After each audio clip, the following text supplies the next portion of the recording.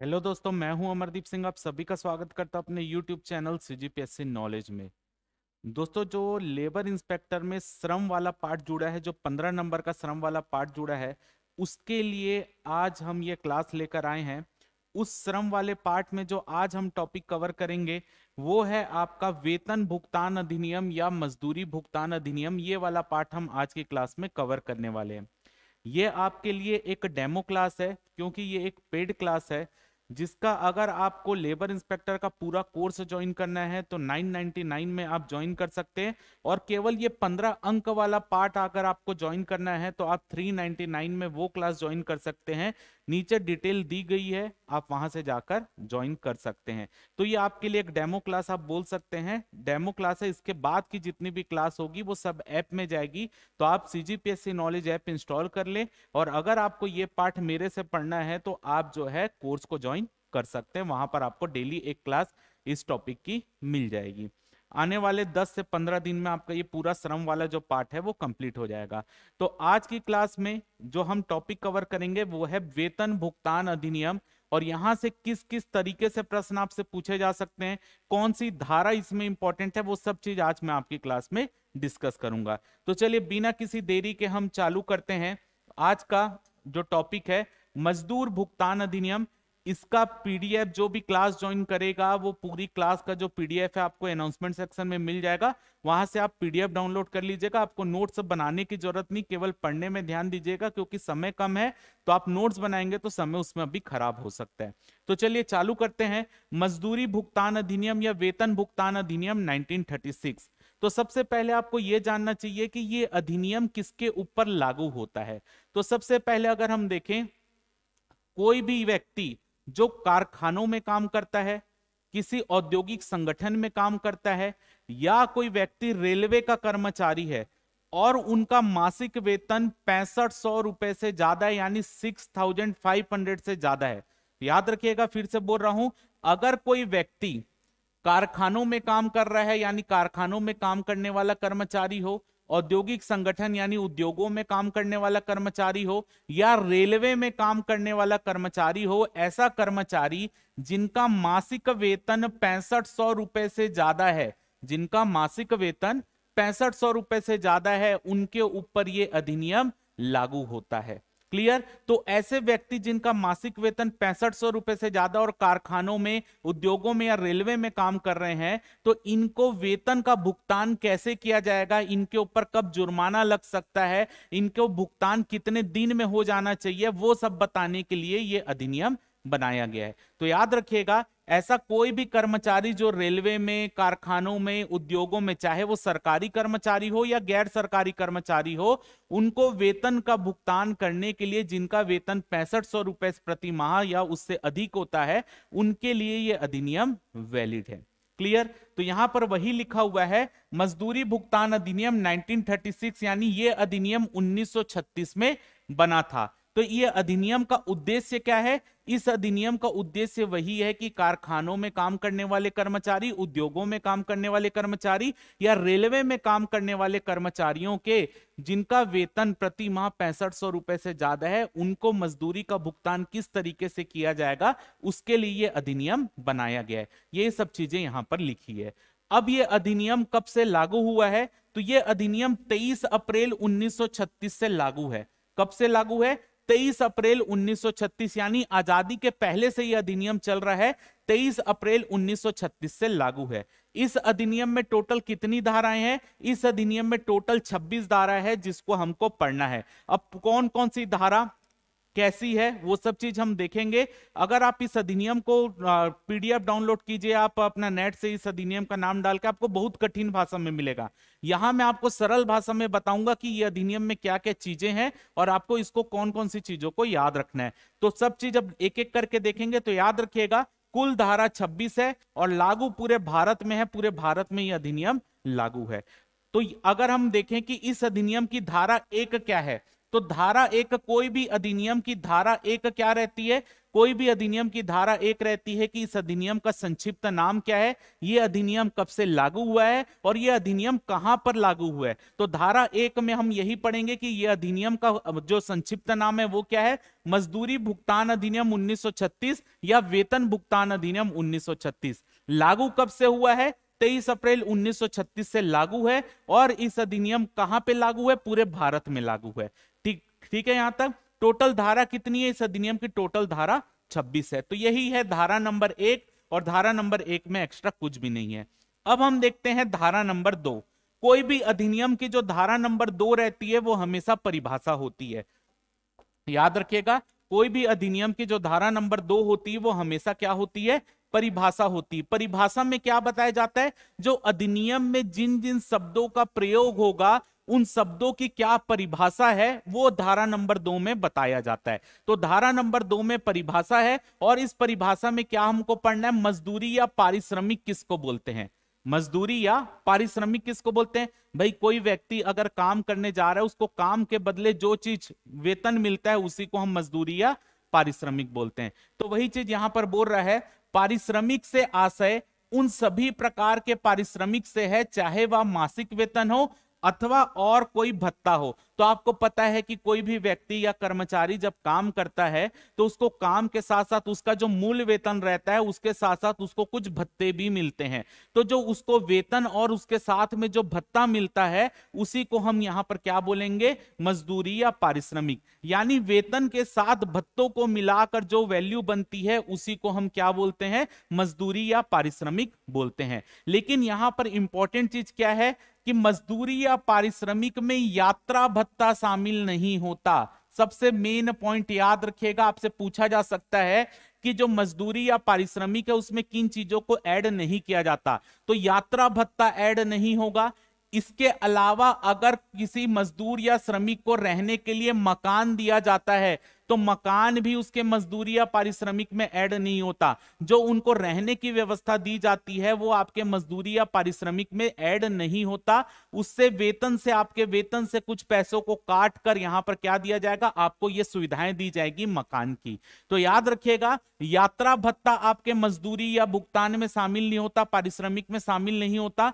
इसके अलावा मकान जो है वो भी आपके पारिश्रमिक में शामिल नहीं होगा। यानी ये सुविधाएं अगर आपकी कंपनी आपको प्रोवाइड करवा रही है तो ये मकान की सुविधा भी आपके पारिश्रमिक में ऐड नहीं होती। साथ ही साथ आपको ये याद रखना है कि जो आपकी कंपनी या जो कारखाने हैं या उद्योग हैं, अगर कोई रिवॉर्ड आपको देते हैं, रिवॉर्ड यानी बोनस आपको देते हैं, तो वो बोनस भी आपकी सैलरी में यहां पर ऐड नहीं है। क्योंकि बोनस, दिवाली बोनस या कोई भी बोनस रहता है वो आपके सैलरी में ऐड नहीं है। अगर कोई कंपनी आपको बोनस नहीं दे रही है तो आप उसके खिलाफ केस नहीं कर सकते कि ये मेरे को बोनस नहीं दे रही है।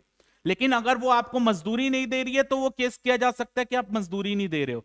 तो याद रखिएगा, यात्रा भत्ता, मकान का जो आपका रहने की व्यवस्था, और रिवॉर्ड यानी कि आपका जो बोनस है जिसको कि ग्रेच्युटी भी कहा जाता है, ये सब चीज आपकी मजदूरी में शामिल नहीं होता। ये आपको याद रखना है। पेपर में पूछा जा सकता है कि आपका वेतन भुगतान अधिनियम के अंतर्गत मजदूरी में क्या चीज या पारिश्रमिक में क्या चीज शामिल नहीं होती। तो याद रखिएगा, यात्रा भत्ता शामिल नहीं होता। सेकंड पॉइंट, आपका मकान जो आपको अगर कंपनी रहने के लिए दे रही है वो आपके पारिश्रमिक में शामिल नहीं होता। और तीसरा चीज, रिवॉर्ड या ग्रेच्युटी या बोनस बोल सकते हैं, वो आपके पारिश्रमिक में शामिल नहीं होता। अगर इनका भुगतान आपकी कंपनी के माध्यम से, कारखाने के माध्यम से, उद्योग के माध्यम से या रेलवे के माध्यम से नहीं दिया जाता तो आप इनके खिलाफ केस नहीं कर सकते। अगर ये सुविधाएं अगर आपको वो प्रोवाइड करवा रहे हैं, ये सब सुविधाएं अगर वो आपको प्रोवाइड करवा रहे हैं तो आपकी सैलरी से उसका पैसा काट सकते हैं। वो उसको हम कटौती बोलते हैं। वो सब चीज हम नीचे देखेंगे। तो यही चीजें यहां पर आपको पूरी चीजें यही बताई गई है जो चीज यहां पर मैंने आपको बता दिया। क्लियर है। इसके अलावा अगर आपका कोई पैसा भविष्य निधि में अगर आपका होता है, कंपनी जो है भविष्य निधि में आपकी सैलरी से थोड़ा सा पैसा काट के भविष्य निधि में डालती है, और जब आप रिटायर्ड होंगे तो वो पैसा तब आपको भुगतान किया जाता है। तो वो सब भी पारिश्रमिक में शामिल नहीं है। यानी भविष्य निधि में अगर आपका कोई पैसा काटा जा रहा है तो वो भी आपके पारिश्रमिक में ऐड नहीं होगा। वो तो आपको जब पेंशन मिलेगी वो उस समय मिलेगा। तो याद रखिएगा, ये सब चीज जो मैंने 4 चीज आपको यहां पर बता दी है, यात्रा भत्ता, मकान, रिवॉर्ड यानी ग्रेचुटी या बोनस या भविष्य निधि, ये सब में अगर आपका पैसे की कटौती की जा रही है तो ये आपके पारिश्रमिक में ऐड नहीं होगा। क्लियर है? ये सुविधाएं आपको देने के लिए आपकी जो उसमें जो आपकी सैलरी बनेगी उसमें से काट लिया जाता है। तो ये सब कटौती को हम नीचे पढ़ेंगे, बस इतना याद रखिएगा, इसको हम पारिश्रमिक में ऐड नहीं करते हैं। चलिए, तो ये हो गया धारा नंबर 2। अब हम देखते हैं धारा नंबर 3। क्या है धारा नंबर 3 इस अधिनियम की? धारा नंबर 3 आपको यह बताती है कि मजदूरी देने के लिए कौन जिम्मेदार है। यानी अगर कोई कर्मचारी कारखाने में काम कर रहा है तो कारखाने में उसको मजदूरी देने के लिए कौन जिम्मेदार होगा। अगर वो मजदूरी नहीं देगा तो किसके खिलाफ केस करेगा मजदूर, या श्रमिक किसके खिलाफ केस करेगा। तो वही सब चीजें यहां पर बताई गई है कि मजदूरी देने के लिए कौन जिम्मेदार है। तो अगर आप देखेंगे कई बार क्या होता है, बड़े बड़े कारखानों में काम चालू होता है और कारखाने उस काम को करने के लिए ठेका दे देते हैं। तो अगर किसी ठेकेदार के अधीन जाकर आप काम कर रहे हैं, यानी एक ठेकेदार है और उसके अधीन आप जो है मजदूरी का काम कर रहे हैं, तो अगर आप किसी ठेकेदार के अधीन रहकर मजदूरी का काम कर रहे हैं या श्रमिक का काम कर रहे हैं, तो ये ठेकेदार आपको मजदूरी देने के लिए जिम्मेदार है। अगर ये ठेकेदार आपको मजदूरी नहीं देता तो आप इसके खिलाफ जांच करवा सकते हैं। क्लियर? तो सबसे पहली चीज क्या है, अगर आप किसी ठेकेदार के अधीन रहकर किसी काम को ज्वाइन किए हैं तो ये ठेकेदार आपको मजदूरी देने के लिए आप बोल सकते हो बाध्य है। अगर ये आपकी मजदूरी का भुगतान नहीं कर रहा तो आप इसकी जांच करवा सकते हो। सेकंड चीज, अगर आप किसी ठेकेदार के अधीन काम नहीं कर रहे हो, किसी कारखाने में जाकर काम कर रहे हो, आप किसी ठेकेदार के अधीन काम नहीं कर रहे हो, आप किसी कारखाने में जाकर काम कर रहे हो, तो कारखाने में एक प्रबंधक का पद होता है यानी मैनेजर। कारखाने में क्या होता है? एक प्रबंधक का पद होता है जिसे कहते हैं मैनेजर। तो ये प्रबंधक जो है ये आपको सैलरी देने के लिए, आप बोल सकते हो कि इनको सैलरी प्रोवाइड करवाने के लिए जो जिम्मेदार है वो कौन है? प्रबंधक। यानी अगर आप किसी ठेकेदार के अधीन काम कर रहे हो तो ठेकेदार आपको सैलरी देने के लिए जिम्मेदार है, लेकिन अगर आप किसी कारखाने में जॉब में लगे हो तो कारखाने का जो प्रबंधक होगा, मैनेजर होगा, वो आपको आपकी सैलरी दिलवाने के लिए जिम्मेदार है। अगर वो आपकी सैलरी नहीं दिलवा रहा है तो आप केस कर सकते हो उसके खिलाफ। कैसे केस होगा वो सब चीज आगे की बात है। तीसरी चीज, अगर आप किसी औद्योगिक संगठन में यानी उद्योग में जाकर काम कर रहे हो, अगर कोई व्यक्ति किसी औद्योगिक संगठन में या उद्योग में जाकर काम कर रहा है तो वहां पर एक व्यक्ति की उद्योग में नियुक्ति की जाती है जो कि पर्यवेक्षण का कार्य देखता है, यानी निरीक्षण करता है और सभी कामों को नियंत्रण करता है। जैसे कारखाने में एक प्रबंधक होता है, वैसे ही उद्योगों में, औद्योगिक संगठन में आपके कार्यों को देखने वाला, आपके कार्यों का निरीक्षण करने वाला, आपके कामों का आप बोल सकते हो कि सलाह देने वाला या नियंत्रण करने वाला एक व्यक्ति होता है। वही व्यक्ति आपके लिए क्या करेगा? आपकी सैलरी देने के लिए जिम्मेदार होगा। यानी अगर आप किसी औद्योगिक संगठन में श्रमिक का काम कर रहे हो या औद्योगिक संगठन के कर्मचारी हो, तो वहां पर आपके कार्यों के जो नियंत्रण करने वाला या निरीक्षक करने वाला जो व्यक्ति होगा वही आपकी सैलरी देने के लिए यहां पर जिम्मेदार होगा। तीसरी चीज, अगर आप किसी रेल में काम कर रहे हो, रेलवे में काम कर रहे हो, रेलवे के कर्मचारी हो, कारखानों को छोड़कर रेलवे का तो बहुत सारा काम है, रेलवे का बहुत स्टाफ है। अगर आप किसी रेलवे में काम कर रहे हो और आपके रेलवे में काम करते हुए आपकी सैलरी नहीं आ रही है या सैलरी देने के लिए जिम्मेदार कौन होगा? तो याद रखिएगा, अगर वहां पर आप रेलवे में काम कर रहे हो तो जो रेलवे का प्रशासन है, यानी रेलवे का जो प्रशासन है वही आपकी सैलरी देने के लिए बाध्य है, जिम्मेदार है। तो यहां पर आपका इंपॉर्टेंट चीज क्या है? आपकी सैलरी देने के लिए कौन जिम्मेदार है? अगर आप किसी ठेकेदार के अधीन काम कर रहे हो तो ठेकेदार है। अगर कोई व्यक्ति कारखाने में जाकर काम कर रहा है तो जो कारखाने में जाकर काम कर रहा है तो जो कारखाने का प्रबंधक होगा वो जिम्मेदार होगा। अगर कोई व्यक्ति औद्योगिक संगठन में काम कर रहा है तो जो निरीक्षण करने वाला व्यक्ति होगा, जिसकी नियुक्ति होगी निरीक्षण के कार्य के लिए, वो जिम्मेदार होगा। और अगर रेलवे में कोई व्यक्ति काम कर रहा है रेलवे कर्मचारी बनकर, तो ऐसी स्थिति में जो रेलवे प्रशासन है वो जिम्मेदार होगा सैलरी देने के लिए। तो ये है आपका धारा नंबर 3, मजदूरी देने के लिए कौन जिम्मेदार है, ये आपके लिए धारा है। अगली धारा है धारा नंबर 4, मजदूरी कालावधि का नियत किया जाना। ये इंपॉर्टेंट धारा है, धारा नंबर 4, मजदूरी कालावधियों का नियत किया जाना। यानी आपको मजदूरी का भुगतान कितने अंतराल में किया जाएगा। जैसे अगर आप देखेंगे हर महीने मजदूरी का भुगतान होता है, तो यहां पर वही चीज बोला गया है कि 2 मजदूरी के बीच का अवधि जो रहेगा, यानी कितने समय में आपको मजदूरी दिया जाएगा, किस आधार पर मजदूरी दिया जाएगा, तो याद रखिएगा मासिक आधार पर मजदूरी की बात की गई है। कौन से आधार पर? मासिक आधार पर। यानी आपको दो मजदूरी के बीच में मैक्सिमम गैप 1 महीना यानी 30 दिन का हो सकता है। यानी अगर आपको मान लेते हैं 2 जनवरी को आपको क्या मिलता है, मजदूरी मिलता है, तो अगला मजदूरी आपको 2 फरवरी को मिलेगा।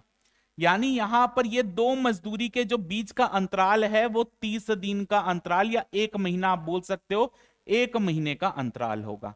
तो कुल मिलाकर यहां पर दो मजदूरी, यानी आपको यहां पर यह बताया जा रहा है कि आपको मजदूरी का भुगतान किस आधार पर किया जाएगा, मासिक आधार पर किया जाएगा।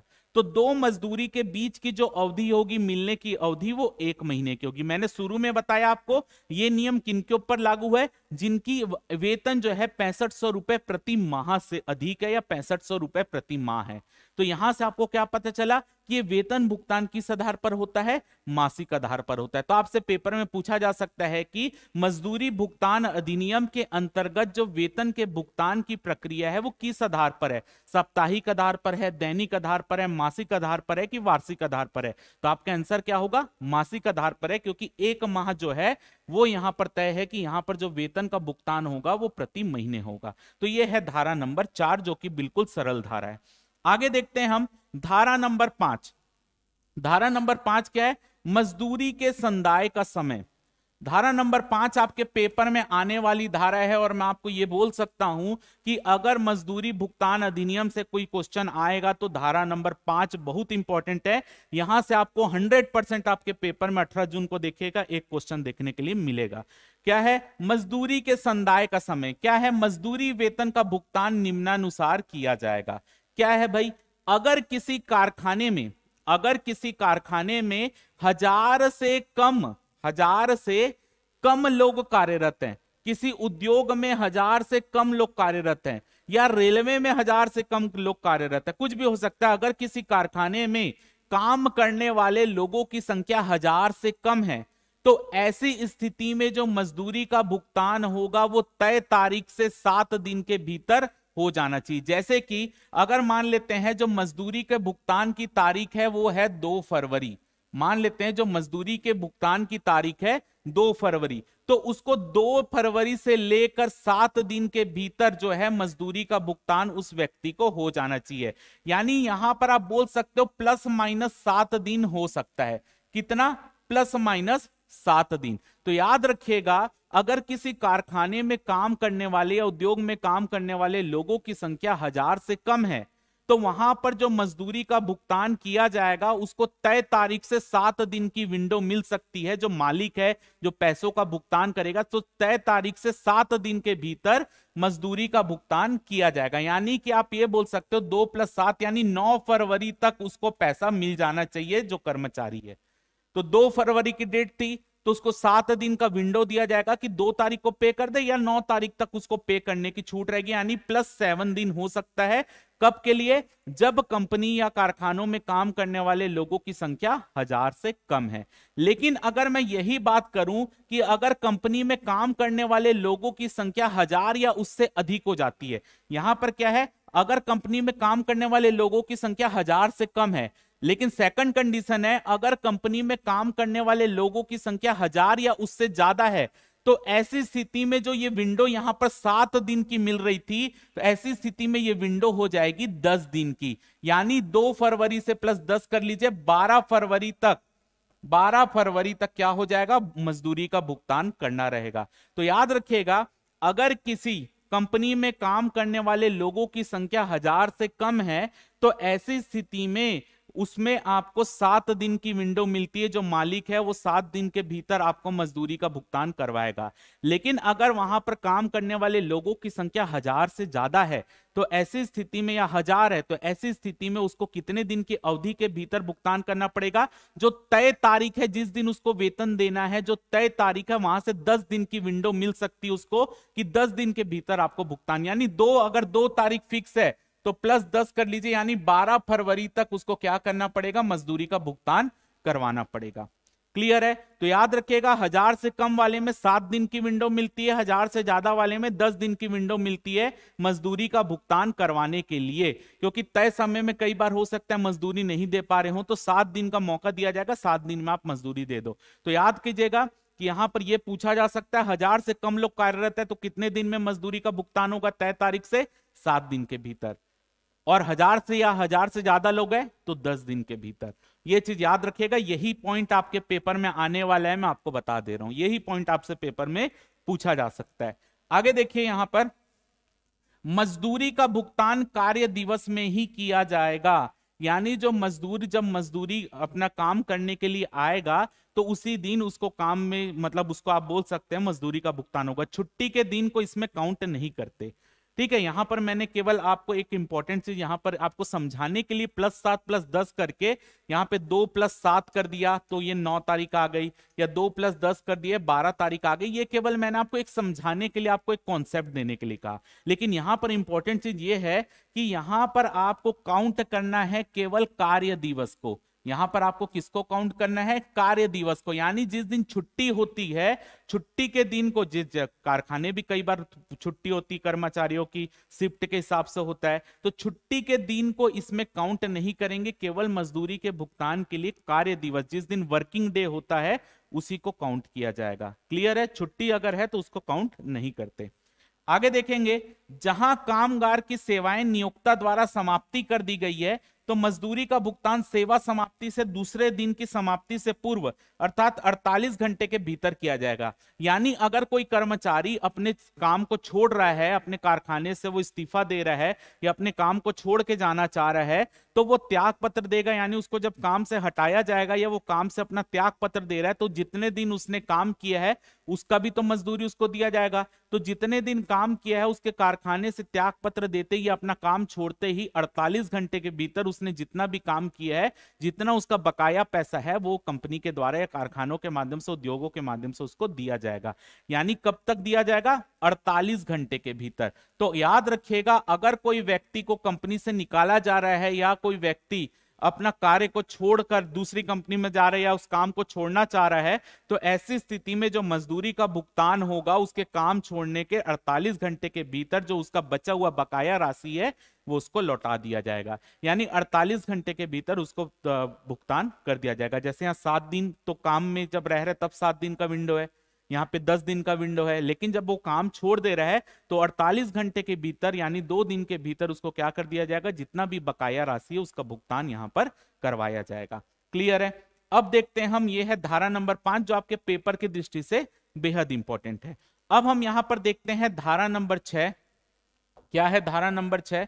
तो धारा नंबर 6 है यहाँ पर मजदूरी का चालू सिक्के या करेंसी नोटों में दिया जाना। धारा नंबर 6 क्या है? मजदूरी का चालू सिक्के या करेंसी नोट में दिया जाना। यानी जो भी व्यक्ति कारखाने में काम कर रहा है, उद्योगों में काम कर रहा है या रेलवे में काम कर रहा है, उसको मजदूरी का भुगतान नगद रूप में होगा। नगद रूप में कहने का मतलब उसको या तो सिक्कों से भुगतान किया जाएगा या पैसों नोट से भुगतान किया जाएगा। अगर वहां पर जो मजदूरी करने वाला व्यक्ति है, कर्मचारी है, अगर वो ये बोलता है कि मेरे को भुगतान यानी परमिशन देता है, लिखित रूप में ये बोलता है कि आप मेरे को मजदूरी का भुगतान डायरेक्ट मेरे बैंक में पैसा ट्रांसफर कर दो या चेक के माध्यम से कर दो, तो उस माध्यम से भी उसको भुगतान किया जा सकता है। लेकिन जो मेन भुगतान होता है वो आपका चालू सिक्के या करेंसी नोट, यानी जो नॉर्मल सिक्के होते हैं और जो करेंसी नोट होते हैं उसके माध्यम से भुगतान होगा। लेकिन अगर श्रमिक परमिशन देता है, कामगार परमिशन देता है कि मेरा पैसा आप डायरेक्ट बैंक अकाउंट में डालो या मेरा पैसा का भुगतान आप चेक के माध्यम से करो, तभी उसको भुगतान चेक या बैंक अकाउंट के माध्यम से किया जाएगा। अगर वो परमिशन नहीं दे रहा है तो उसको भुगतान नगद रूप में होगा। याद रखिएगा, नगद रूप में होगा। क्या होगा? नकद रूप में या नगद रूप में आपको इसका भुगतान होगा अगर वो परमिशन नहीं देता। अगर वो परमिशन दे रहा है तो बैंक अकाउंट में भी डायरेक्ट पैसा डाला जा सकता है और साथ ही साथ आप बोल सकते हो कि चेक के माध्यम से भी भुगतान कर सकते हैं। कब? जब वो ऐसा करने के लिए लिखित परमिशन देगा, लिखित अनुशंसा करेगा कि आप मेरे को चेक से पैसा दे दो या बैंक अकाउंट में डाल दो, नहीं तो नगद भुगतान होगा। तो ये है आपका धारा नंबर 6, मजदूरी का चालू सिक्के या करेंसी नोटों में दिया जाना। अगली धारा अब हम यहां पर देख लेते हैं, यह है धारा नंबर 7। क्या है धारा नंबर 7? इसको देख लेते हैं। धारा नंबर 7 है कटौतियों जो मजदूरी में से की जा सकेगी। यानी मैंने आपको बताया था ना कि यात्रा भत्ता ये सब में उसको नहीं दिया जाता, या आपको मकान दिया जाएगा तो वो सब में कटौती की जाएगी आपके वेतन से। तो यहां पर वही बता रहा है कि कब कब किसी मजदूर के वेतन से कटौती की जा सकती पैसों की। यानी जो उसकी जो तय है कि मासिक रूप से उसको इतना पैसा मिलेगा, उसके वेतन में कब कब कटौती की जा सकती है, वो ये वाली धारा बता रही है आपको। तो यहां पर आपको पूरी धारा एक एक चीज रटने की जरूरत नहीं है, केवल बेसिक नॉलेज रखिएगा। हो सकता है आपको धारा नंबर भी कभी कभी पूछ देता है, लेकिन ज्यादा चांस आपको डायरेक्ट धारा नंबर ना पूछ के उसके प्रावधानों को पूछेगा, तो प्रावधानों को जरूर अच्छे से पढ़िएगा। तो क्या है, कटौतियां जो मजदूरी में से की जा सकेगी, तो किन किन कारणों से कटौती की जा सकती है। सबसे पहले है जुर्माना। अगर किसी मजदूर पर किसी कारणवश कोई जुर्माना लगता है तो उसके पैसे से वो जुर्माने की राशि काटा जाएगा। जुर्माना कब लग सकता है वो अगली धारा बताएगी, लेकिन यहां पर याद रखिएगा अगर कोई व्यक्ति के या श्रमिक या कर्मचारी के वेतन में अगर कुछ उसके ऊपर जुर्माना लगाया जाता है तो उसके जो जुर्माने की राशि होगी उसके वेतन से काटी जाएगी। आगे देखिए, सेकंड है काम पर ना आने की वजह से। यानी अगर वो अनुपस्थित रहता है, अब्सेंट रहता है, अगर वो अनुपस्थित रहता है या अब्सेंट रहता है तो अब्सेंट रहने पे उसके वेतन में कटौती की जाएगी, यानी पैसे काटे जाएंगे। तीसरा है मजदूर की देखरेख में रखे गए माल या पैसे में हुए नुकसान के लिए। अगर कोई कंपनी या कारखाना या उद्योग के रहता है, किसी मजदूर के आप बोल सकते हो कि मजदूर को देखरेख के लिए वहां पर रखें कि आप इन सामानों का देखरेख करो, लेकिन उसकी देखरेख के दौरान उस सामानों को कुछ नुकसान पहुंचता है या सामान चोरी हो जाता है, तो कोई भी चीज अगर होती है, अगर वो मजदूर की नियुक्ति वहां पर वो देखरेख करने के लिए की गई है, वो कर्मचारी की नियुक्ति वहां पर उस सामान की देखरेख के लिए की गई है, लेकिन वो देखरेख ठीक से नहीं कर पाता, उसके देखरेख के दौरान, उसके कार्य करने के दौरान अगर वो सामान को नुकसान पहुंचता है या चोरी हो जाता है, कुछ भी होता है, तो ऐसी स्थिति में वो मजदूर के वेतन से पैसों की कटौती की जा सकती है। अगला है मालिक सरकार या किसी आवास बोर्ड द्वारा दी गई रहने की सुविधा के लिए। अगर कोई व्यक्ति कंपनी में काम कर रहा है या रेलवे में काम कर रहा है, किसी में भी काम कर रहा है, अगर उसको वहां पे आवासीय सुविधा उपलब्ध करवाई जा रही है तो आवासीय सुविधा देने के लिए उसके वेतन से पैसों को काट लिया जाएगा। यानी मैंने आपको बताया था ना, वो पारिश्रमिक में शामिल नहीं होता। क्यों नहीं होता? क्योंकि वो पैसे यहां पर कंपनी या सरकार उसके ऊपर चार्ज करती है कि अगर आपको यहां पर रहना है या आवासीय सुविधा चाहिए तो वो पैसा आपके वेतन से हम काट लेंगे। यानी यहां पर मालिक सरकार या किसी आवास बोर्ड द्वारा दी रहने की अगर उसको सुविधा दी गई है तो वहां पे जो उसके पैसे है वो वेतन से काटे जा सकते हैं, क्योंकि इसके जो किराया होगा वो भुगतान करवाया जाएगा।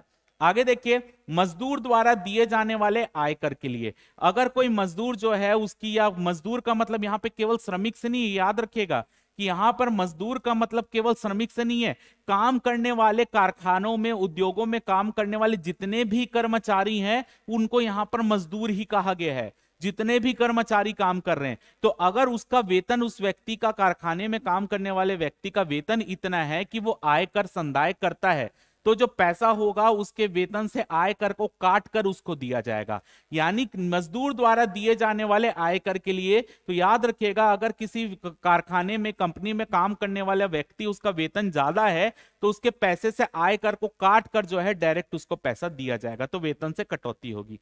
आगे, न्यायालय या अन्य किसी प्राधिकारी के आदेश के अंतर्गत अगर किसी मजदूर का कोई केस वेस चल रहा है यहां पर, या कोई उसका केस की सुनवाई करवा रहा है, अगर उसको वेतन नहीं मिल रहा है या कुछ भी प्रॉब्लम हो रही है, अगर उसके वेतन से न्यायालय आदेश देता है कि इसके वेतन की कटौती की जाए तो उसके वेतन को कटौती की जाएगी।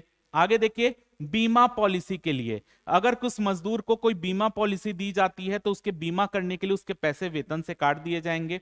आगे, मजदूर की भलाई के लिए बनाए गए फंड के लिए, अगर कोई फंड बनाया जा रहा है जो कारखाने में काम करने वाले मजदूरों की भलाई के लिए है, या हो सकता है कि उस जो फंड यहां पर जमा किया जा रहा है वो मजदूरों के बच्चों की पढ़ाई के लिए किया जा रहा हो, कि यहां से जो पैसे इकट्ठा होगा सभी मजदूरों के बच्चों की पढ़ाई करवाई जाएगी उससे।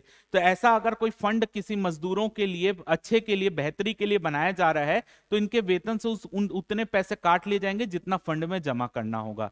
तो यहां पर याद रखिएगा, मजदूरों की भलाई के लिए बनाए गए फंड के लिए आपके वेतन से, मजदूरों के वेतन से उन पैसों को काटा जा सकता है। अगला धारा यहां पर हम देखते हैं, अगली धारा है धारा नंबर 8। क्या है धारा नंबर 8 वो देख लेते हैं। धारा नंबर 8 है जुर्माना। यानी किसी मजदूर पर कब कब जुर्माना लगाया जा सकता है। मैंने आपको बताया ना, वेतन से कटौती करना हो तो जुर्माना लगेगा, तो वो जुर्माना कब कब लगाया जा सकता है, किन कारणों से लगाया जा सकता है, वो देख लेते हैं।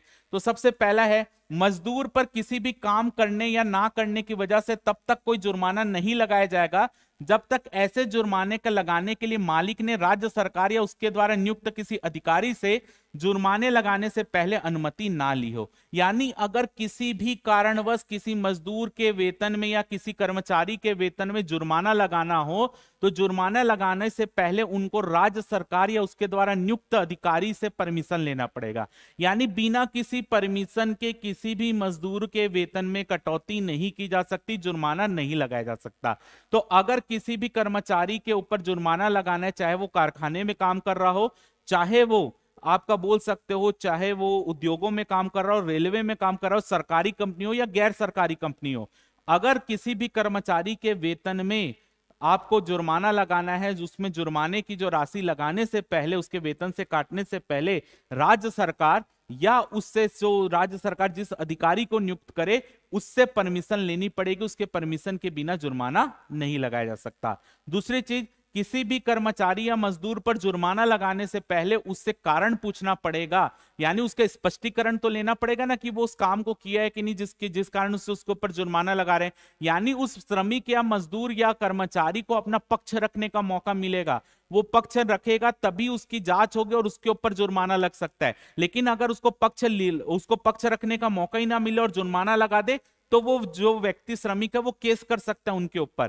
तो याद रखिएगा यहां पर इंपॉर्टेंट चीज क्या है, इंपॉर्टेंट चीज यहां पर यह है कि अगर किसी भी व्यक्ति के ऊपर, श्रमिक के ऊपर, कर्मचारी के ऊपर जुर्माना लगाना है, तो जुर्माना लगाने से पहले आपको जो मालिक है कारखाने का, जो जुर्माना लगा रहा है, वो जुर्माना लगाने से पहले राज्य सरकार या उसके द्वारा नियुक्त अधिकारी से परमिशन लेगा। और जुर्माना क्यों लगा रहा है उसका जो लिस्ट होगा, कारण होगा, वो अपने कारखाने के जो भी आपका नोटिस बोर्ड होगा वहां पर चिपकाएगा कि ये व्यक्ति पर हम जुर्माना लगा रहे हैं, इस कारणवश लगा रहे हैं। यानी वो सब ओपन प्रक्रिया होगी, उसको दिखा मतलब नोटिस बोर्ड में चिपकाया जाएगा कि किस कारण से इस कर्मचारी पर जुर्माना लग रहा है और क्यों लग रहा है और कितना जुर्माना लग रहा है, वो सब चीज यहां पर नोटिस बोर्ड में चिपकाई जाएगी। ये सब चीज यहां पर लगा हुआ है, लिखा हुआ है।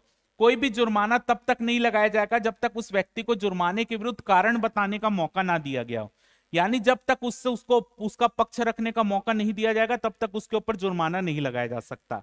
तीसरा पॉइंट, किसी एक मजदूरी काल में लगाया गया जुर्माना मजदूर को उस काल में मिलने वाली मजदूरी के 3% से अधिक नहीं होगा।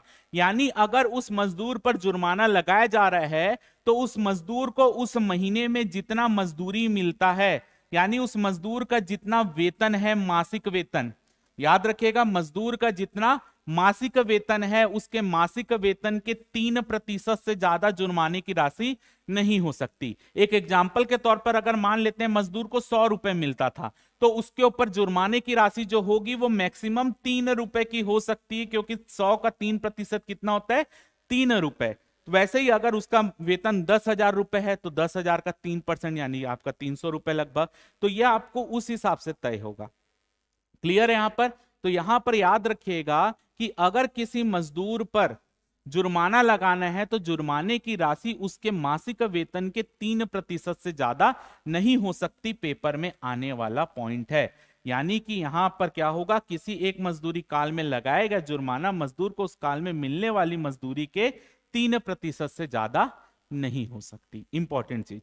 अगला चीज, फोर्थ पॉइंट, जुर्माना किस्तों में या 60 दिनों के बाद वसूल नहीं किया जा सकता। बेहद इंपॉर्टेंट पॉइंट, जो जुर्माने की राशि होगी वो एक मुश्त कटेगी, ऐसा नहीं कि किस्तों में कटेगी। तो जो जुर्माना लगाया जाएगा वो किस्तों में नहीं होगा, वो एक मुश्त उसका राशि काटा जाएगा। और दूसरी चीज, अगर किसी मजदूर को वो काम किए हुए 60 दिन बीत गए हैं तो 60 दिन बाद उस पर जुर्माना नहीं लगेगा। भाई जिस दिन वो कुछ काम किया है उसकी जांच होगी और उसके ऊपर जुर्माना लगेगा। अगर उसके पर उसको काम को किए हुए, जो गलत काम भी क्यों ना, अगर उसको काम किए हुए वो 60 दिन का समय बीत चुका है तो उसके ऊपर जुर्माना अब नहीं लग सकता। भली जांच होगी, जांच के बाद लगेगा, भली 60 दिन क्रॉस हो जाए, लेकिन ऐसा अवधि आया कि वो काम कर लिया और जांच 60 दिन के बाद बैठी है तो ऐसा नहीं होगा। अगर वो काम किया और तुरंत पता चल जाए कि ये भाई गलत काम किया है तो उसके ऊपर जुर्माना लगेगा। यानी कुल मिलाकर अगर उसको काम को किए हुए 60 दिन का समय बीत गया है तो ऐसी स्थिति में उसके ऊपर जुर्माना नहीं लगेगा। अगर 60 दिन के भीतर इंक्वायरी बैठ गई है,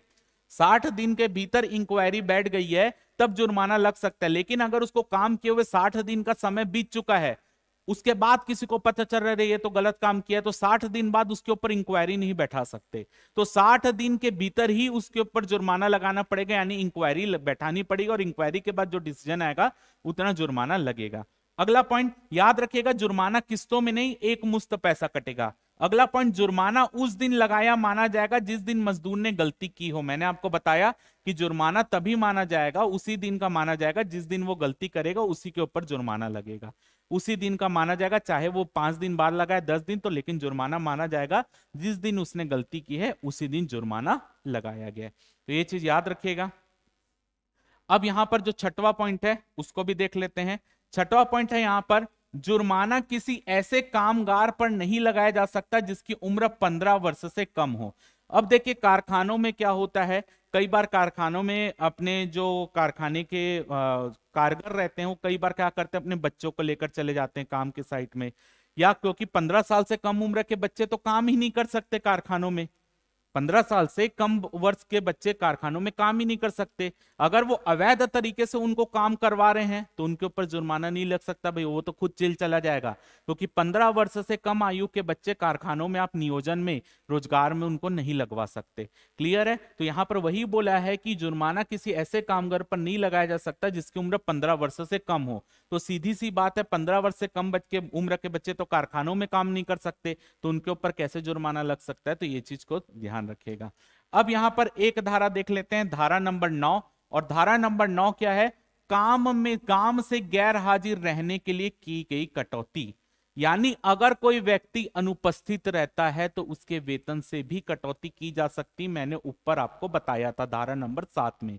तो काम से गैर हाजिर रहने के लिए की गई कटौती क्या है, अगर कोई मजदूर, श्रमिक, कर्मचारी हड़ताल में शामिल हो जाते हैं, अगर कोई कर्मचारी, श्रमिक जो भी है वो हड़ताल में शामिल हो जाते हैं, तो क्योंकि वो एक प्रकार से गलत काम कर रहे हैं, अपने हितों के लिए काम कर रहे हैं, तो हड़ताल में अगर वो व्यक्ति शामिल हो जाते हैं तो ऐसा व्यक्ति जो हड़ताल में बैठ गए हैं उनके वेतन से कटौती की जा सकती है। तो यहां पर क्या बोला है, काम करने वाले स्थान पर होते हुए भी यदि कोई व्यक्ति किसी हड़ताल या किसी अन्य अनुचित कारण से काम करने से इनकार कर देता है, अगर भाई कोई व्यक्ति छुट्टी लेता है, छुट्टी में वो परमिशन लेकर छुट्टी में चला जाएगा, अब ये व्यक्ति क्या कर रहा है, काम के जो क्षेत्र है कारखाने के अंदर आ रहा है, भाई हड़ताल भी होती तो कारखाने के पास ही तो बैठकर होती है, तो वो व्यक्ति काम करने के लिए योग्य है, वो कहीं बाहर बाहर नहीं गया है, वो काम करने के लिए योग्य है, लेकिन वो काम के स्थल में आकर काम ना करके वो क्या कर रहा है, हड़ताल में बैठ जा रहा है।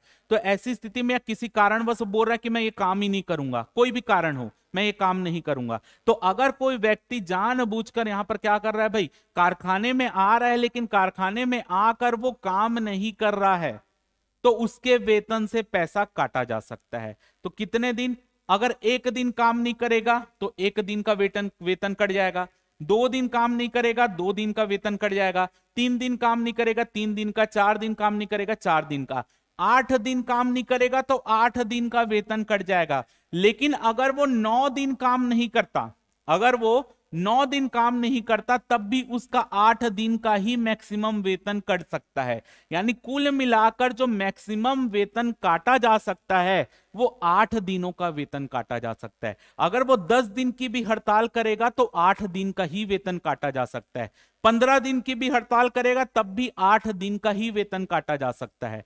यानी अगर कोई कर्मचारी, श्रमिक जो है वो काम करने के क्षेत्र में जा रहा है लेकिन किसी भी कारणवश काम करने से मना करता है या हड़ताल में बैठ जाता है, तो उसका मैक्सिमम वेतन कितना काटा जा सकता है, 8 दिन का।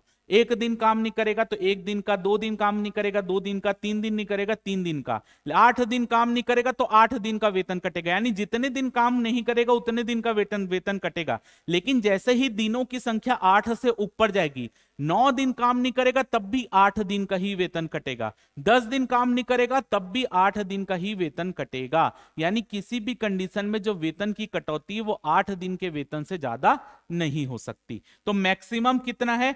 8 दिन की मजदूरी। वो भी ये कटौती भी कैसे होगी, उसके लिए आपकी स्टेट गवर्नमेंट जो होती है वो नियम बनाती है।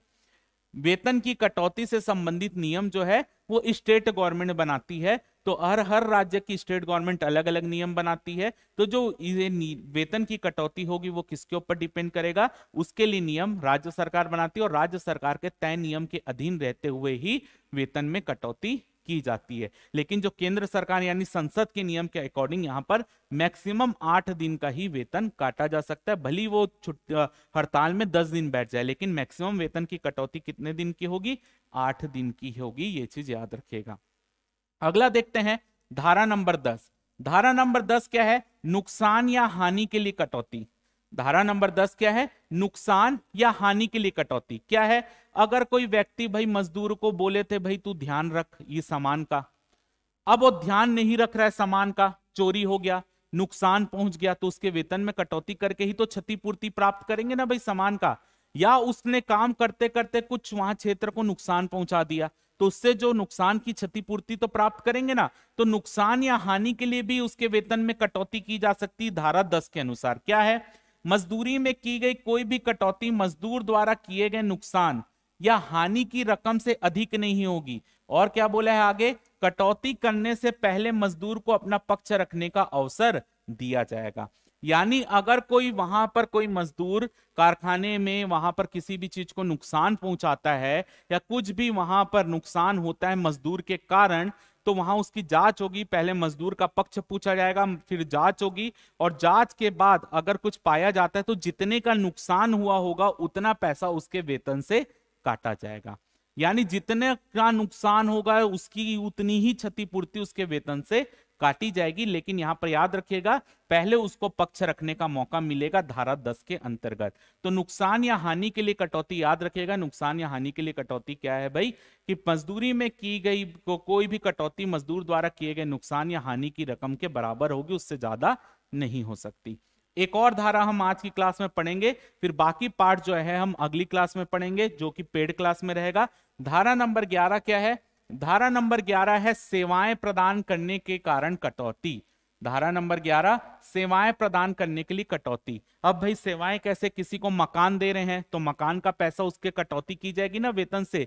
तो वही बोल रहे हैं मजदूरी में से घर की सुविधा या अन्य सुविधाओं के लिए कटौती तब तक नहीं की जाएगी जब तक मजदूर ने ऐसी सुविधाओं के लिए अपनी सहमति ना दी हो। अगर मजदूर चाहता है भाई उसको घर मिले तभी तो कटौती करेंगे ना। अगर वो बोल रहे हैं मेरे को घर नहीं चाहिए, वो जबरदस्ती घर दे रहे हैं, तो भाई कटौती नहीं कर सकते।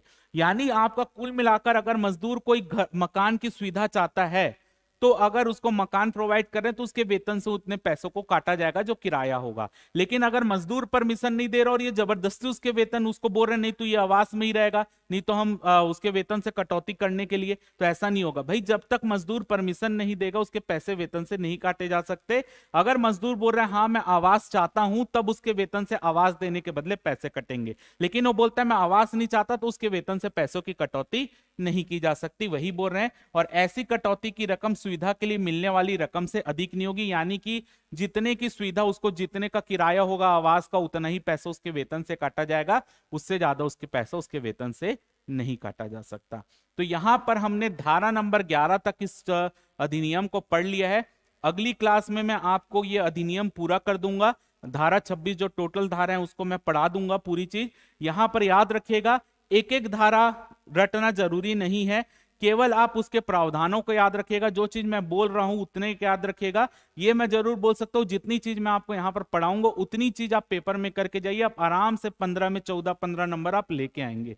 बस आपको ध्यान से पढ़ना है, जो चीज मैं बोल रहा हूं उसको ध्यान से सुनना है। यहां पर जितनी भी चीजें होंगी वो सब चीज हम एक एक करके पूरी चीज कवर कर लेंगे। आने वाले 10 से 15 दिन में आपका ये पूरा जो श्रम वाला पार्ट है वो कंप्लीट हो जाएगा, यानी मई महीने में आपको पूरा ये कंप्लीट मिल जाएगा। आप आसानी से पूरा इसका रिवीजन कीजिए। 18 तारीख को आपका पेपर है, तब तक आसानी से रिवीजन करते रहिए। तो ये थी एक डेमो क्लास। अब इसके आगे का आपको जो क्लास मिलेगा, जिसमें हम ये पढ़ेंगे कि कैसे जो इसका वेतन लगाने के लिए कहाँ पर केस कर सकते हैं अगर इनका वेतन का भुगतान नहीं होगा, न्यायालय जाने का क्या प्रोसेस होता है, या इनकी जांच अधिकारी कौन कौन होते हैं, ये सब चीज हम आने वाली क्लास में देखेंगे। तो उम्मीद करता हूं कि आपको ये क्लास अच्छी लगी होगी।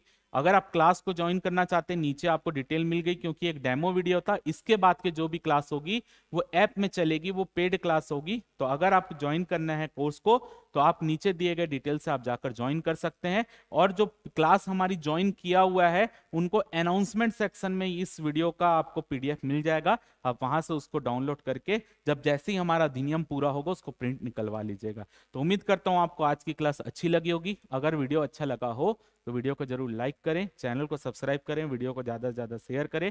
फिलहाल की इस क्लास में सिर्फ इतना ही। जय भारत, जय छत्तीसगढ़।